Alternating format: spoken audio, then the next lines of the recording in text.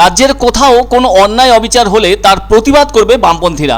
সোমবার বহরমপুর কেন্দ্রীয় সংশোধনাগারে এসে দলের জেলবন্দি কর্মীদের সাথে দেখা করে সাংবাদিকদের সামনে ওই কথাগুলো বললেন রাজ্যের ডিওয়াইএফআই সভানেত্রী মীনাক্ষী মুখার্জি। তবে এদিন তিনি জানান, গত 13ই ফেব্রুয়ারি সিপিআইএম এর পলিট ব্যুরো সদস্য মোহাম্মদ সেলিমের নেতৃত্বে বহরমপুরে একাধিক দাবি দাওয়া নিয়ে আইন অমান্য আন্দোলনের ডাক দিয়েছিল বামপন্থী কর্মীরা। ফলে ওই দিন আইন অমান্য কর্মসূচি পালন করতে গিয়ে পুলিশের সঙ্গে বামপন্থী কর্মীদের ধস্তাধস্তি হয়।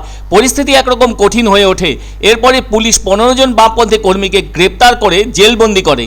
এদিকে ওই ঘটনা 13 দিন পার হলেও কোনো বামপন্থীকে জামিন পর্যন্ত দেওয়া হয়নি। তাই ডিওয়াইএফআই রাজ্য সভানেত্রী মীনাক্ষী মুখার্জি এদিন বহরমপুর সেন্ট্রাল জেলে এসে 15 জন জেলবন্দি দলীয় কর্মীদের সাথে দেখা করেন। তিনি এদিন আরও বলেন, জেলবন্দি করে তাদেরকে দমানো যাবে না।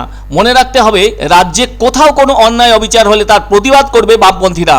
তাতে যদি কর্মীদের জেলে থাকতে হয় তাতেও তারা রাজি আছে, কিন্তু এই সরকারের কাছে তারা কোনো মতেই মাথা নত করবে না বলেও জানালেন ডিওয়াইএফআই এর রাজ্য নেত্রী মীনাক্ষী মুখার্জি। উল্লেখ্য, 13ই ফেব্রুয়ারি শ্রমিক, কৃষক ও ক্ষেত মজুরদের জরুরি 10 দফা দাবি আদায়ের ভিত্তিতে সিটু ও অন্যান্য বামপন্থী সংগঠনের ডাকে মুর্শিদাবাদের জেলা শাসকের দপ্তর অভিযান উপলক্ষে সেদিন আইন অমান্য কর্মসূচি পালন করা হচ্ছিল।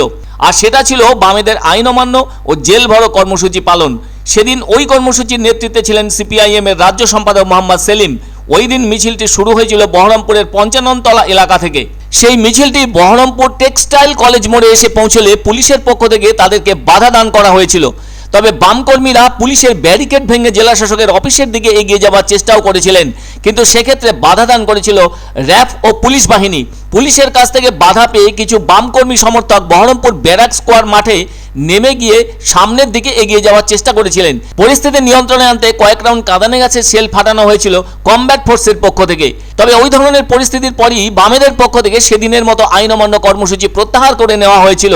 এদিকে ওই দিন পুলিশ 15 জন বামপন্থী কর্মী সমর্থককে গ্রেপ্তার করেছিল বলে জানা গেছে। ফলে আজ ওই ঘটনার 13 দিনের মাথায় জেলবন্দি 15 জন বাম কর্মী সমর্থককে দেখতে বহরমপুর কেন্দ্রীয় সংশোধনাগারে এসেছিলেন ডিওয়াইএফআই রাজ্য সভানেত্রী মীনাক্ষী মুখার্জি সহ অন্যান্য দলীয় কর্মীরা। আমাদের কর্মীরা, কমরেডরা সব জেলের ভেতরে আছে, তাদের সাথেই আমরা দেখা করতে এসেছিলাম। গোটা রাজ্যের সমস্ত জেলেই এই ধরনের মিথ্যে মামলার আসামি করে বহু কমরেডদের সঙ্গে বহু সাধারণ মানুষকে ওরা বন্দি করে রাখতে চাই। তাতে যদি দেশ বেচার বিরোধিতা করে, কাজ কারখানার ভবিষ্যতের জন্য সন্দেশখালির প্রতিবাদ করে যদি জেলে থাকতে হয়, আমাদের কমরেডরা ভেঙে পড়বে না। জেলের ভেতর থেকেও লড়াইটা সমান তালেই চলবে। যখন স্বৈরাচারী শাসন চালায় শাসক এবং নিজের লুটকে যখন ঢাকা দিতে চায়, তখন যারা প্রতিবাদ করে, প্রতিবাদীদেরকে এইভাবেই তারা চেপে দিতে চায়। কিন্তু এই কোনো কিছুতেই তারা সফল হবে না।